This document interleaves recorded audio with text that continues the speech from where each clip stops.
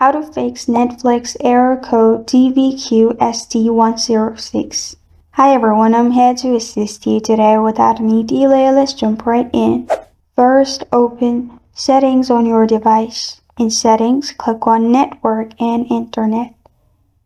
In Network and Internet, on the left side, click on Status and scroll down and click on Network Reset. After that, click on Network Reset or Reset Now option and then reset your network. After you've done that, you're good to go. In your phone, you can open Play Store, search Netflix, and if there is any update available, make sure you've updated Netflix. After that, go back from Play Store. In the home screen, hold on to the Netflix app and click on App Info at the top. After you do that, you'll find this kind of screen. Click on Storage and Cache. In Storage and Cache, click on Clear Cache.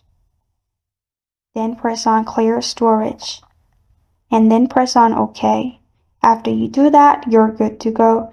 This is how to fix Netflix error code TVQ-ST-106. Thank you for joining me today. If this video helps you out, please leave a like and subscribe for more. Got a question or want to suggest a topic? Comment below. Thank you for watching.